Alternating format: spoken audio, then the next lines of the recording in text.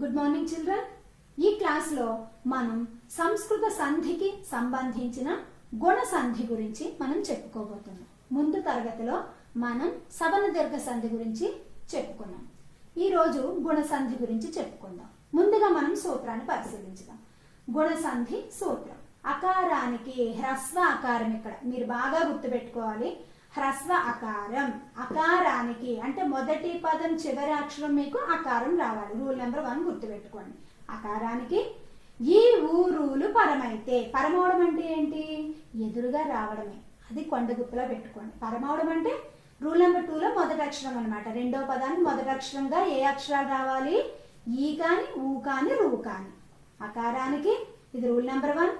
ఈ ఊరులు rule number 2లో మొదటి అక్షరాలుగా ఈ 3 అక్షరాలు ఉండాలి. పరమైతే ఇలా ఎదురుగా వస్తే, క్రమముగా అంటే వరుసగా ఏ ఓ అర్లు ఏకాదేశంగా వస్తాయి. ఏకాదేశంగా అంటే మనం సవర్ణ దీర్ఘ సంధి అప్పుడు చెప్పుకున్నాం. అంటే ఉన్న వర్ణాలు తొలగిపోయి వేరే కొత్త స్వరం అన్నా వస్తుంది, లేదు అంటే పరస్వరం అన్నా నిలుస్తుంది. ఇక్కడ అకారానికి ఈ కనుక వస్తే, అంటే రూల్ నెంబర్ 1లో మొదటి పదం చివరి అక్షరం హ్రస్వాకారం ఉండాలి ఖచ్చితంగా. రూల్ నెంబర్ 2లో మొదటి అక్షరం ఇకారం ఉంటే మీకు కలిపినప్పుడు ఏ రావాలి. రూల్ నెంబర్ 1 అంటే పూర్వపదం చివరి అక్షరం హ్రస్వాకారం ఉండి రెండవ పదంలో మొదటి అక్షరం ఉకారం ఉంటే కలిపినప్పుడు ఓ రావాలి. ఇక్కడ రెండవ పదం మొదటి అక్షరం రూ ఉంటే అర్ రావాలి కలిపినప్పుడు. ఇది మీరు దృష్టిలో పెట్టుకోవాలి. హ్రస్వాకారం అంటే రూల్ నెంబర్ 1లో మొదటి పదం చివరి అక్షరం ఎప్పుడు మీకు హ్రస్వ ఆకారమే రావాలి. ఇది గుర్తుపెట్టుకోండి. రూల్ నెంబర్ 2లో అంటే మీరు చూడాల్సింది రెండవ పదంలో మొదటి అక్షరం. రెండవ పదంలో మొదటి అక్షరం ఈ కాని, ఊ కాని, రూ కాని రావాలి. అప్పుడు కలిపినప్పుడు ఏం రావాలో మీకు ఇక్కడ చెప్పాడు వరుసగా. ఈ వస్తే కనుక ఏ రావాలి, ఊ వస్తే ఓ రావాలి, రూ వస్తే అర్ రావాలి. ఈ రెండవ పదంలో మొదటి అక్షరాలు. ఇది దృష్టిలో పెట్టుకొని మనం ఇక్కడ ఉదాహరణలను గమనించడానికి ప్రయత్నం చేద్దాం. మొదటి ఉదాహరణ రాజా ప్లస్ ఇంద్రుడు. రాజా అన్నప్పుడు మనకి ఆ హ్రస్వ అకారం కనిపించింది. రాజా ప్లస్ రూల్ నెంబర్ 1లో మనకి అకారం వచ్చేసింది, హ్రస్వ అకారం వచ్చింది. ఇప్పుడు మనం రూల్ నెంబర్ 2లో అంటే రెండో పదం మొదటి అక్షరాన్ని చూద్దాం. ఇంద్రుడు అన్నప్పుడు రెండో పదం మొదటి అక్షరం హ్రస్వ ఇకారం. ఇప్పుడు కలిపినప్పుడు రూల్ నెంబర్ 3లో కూడా మనకి క్లారిఫై అవ్వాలి కాబట్టి కలిపినప్పుడు చూద్దాం. రాజా ప్లస్ ఇంద్రుడు రాజేంద్రుడు అంటే ఏ వచ్చింది. చూడండి, అకారానికి ఈ పరమైంది అంటే ఎదురుగా వచ్చింది, అకారానికి ఈ ఎదురుగా వచ్చింది, కలిపినప్పుడు ఏ వచ్చింది. అంటే చూడండి, ఆ ఈ రెండు తొలగిపోయి ఏ అనే వేరొక స్వరం రావడం ఇక్కడ మనం గమనిస్తున్నాం. ఆ మిగలలేదు, ఈ మిగలలేదు, ఏ అనే వేరొక స్వరం వచ్చింది.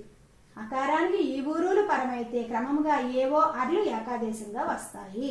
ఇప్పుడు రెండవ ఉదాహరణ చూద్దాం. ఆకి ఈని చూసాం, ఏ వచ్చింది. ఇప్పుడు ఆకి ఊని చూద్దాం, ఓ రావాలి.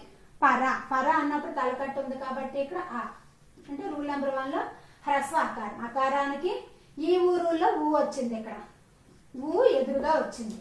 ఆకి ఊ పరమైతే ఓ రావాలి మనకి. పరోపకారం ఇక్కడ చూడండి, ఓ వచ్చింది, ఓత్వం ఉందంటే మనకి ఓ ఉన్నట్టు. ఆ ప్లస్ ఊ ఓ అంటే పర ప్లస్ ఉపకారం పరోపకారం. ఆ ఊ పూర్వ పర రెండు స్వరాలు తొలగిపోయి ఇక్కడ వేరొక స్వరం వచ్చింది. చూడండి, వేరొక స్వరం వచ్చింది. ఇదే ఏకాదేశంగా రావడం. ఇప్పుడు రూకి కూడా మనం చూద్దాం ఉదాహరణ. రాజా ప్లస్ ఋషి. రాజా అన్నప్పుడు అకారం ప్లస్ ఋషి అన్నప్పుడు రూ. ఆకి రూ పరమైతే అంటే హ్రస్వ ఆకారానికి రూ ఎదురుగా వస్తే ఏం రావాలి? అర్ రావాలి. రాజర్షి. ఇక్కడ అర్ర ఎక్కడొచ్చింది అని మీరు అనవచ్చు. రాజర్ర అర్ర అర్షి. చూడండి, రాజర్ర రాజర్షి. అర్ ప్లస్ షి ఋషి రాజర్షి. మనం అలా పలికినప్పుడు రాజర్ర అర్షి అన్నప్పుడు మనకి అర్ పలుకుతుంది. కాబట్టి ఆకి రూ వస్తే అర్ ఏకాదేశంగా వచ్చింది. ఈ సూత్రాలను ఆపాదించుకొని అకారానికి ఈ ఊరులు పరమైతే అంటే ఎదురుగా వస్తే ఏవో అర్లు క్రమంగా వస్తాయి. అంటే ఆకి ఈ వస్తే ఏ రావాలి మనకి, ఆకి ఊ వస్తే ఓ రావాలి, ఆకి రూ వస్తే ఎదురుగా వస్తే అర్ రావాలి. మిమ్మల్ని ఇలా అడుగుతూ ఉంటారు. ఆ ప్లస్ ఈ ఏ వస్తే ఇది ఏ సంధి. మీరు ఇలా చూడగానే ఇది గుణ సంధి అని చెప్పేయచ్చు. ఆ ప్లస్ ఓ వస్తే ఇదే సంధి. ఇలా ఆప్షన్స్ ఇచ్చి మిమ్మల్ని అడుగుతూ ఉంటాడు. మీరు ముఖ్యంగా గుర్తుపెట్టుకోవాల్సింది హ్రస్వ అకారం ఒక్కటే వస్తుంది. మొదటి పదం చివరి అక్షరం హ్రస్వ అకారంగా ఉండాలి. రెండో పదాలు అంటే ఎదురుగా వచ్చే పదాలు ఈ కాని ఊ కాని రు, ఈ 3 అక్షరాల్లో ఏదో ఒకటి రావాలి. కలిపినప్పుడు మీకు ఏ ఓ అర్లు అంటే ఈ వస్తే ఈ ఊరు ఏ ఓ అర్, అకారం ఈ ఊరు ఏ ఓ అర్. ఈ ఆర్డర్ మీరు గుర్తుపెట్టుకుంటే ఎగ్జాంపుల్స్ చక్కగా చేయగలుగుతారు. ఇప్పుడు నేను కొన్ని పదాలు చెప్తాను, ఇవి చూడండి. ఇది సంధి పదం విడదీయడానికి ప్రయత్నించండి. నరేంద్రుడు, దేశోన్నతి, మహర్షి. ఇది ఈ సూత్రాన్ని ప్రకారం ఆపాదించుకొని ఈ ఉదాహరణలు చేయడానికి ప్రయత్నించండి. ఇవే కాకుండా ఇంకా కొన్ని ఉదాహరణలు మీరు సొంతగా రాయడానికి సంధి ప్రకారం చేయడానికి ప్రయత్నించండి. ఈ సూత్రాన్ని గుర్తుపెట్టుకోండి.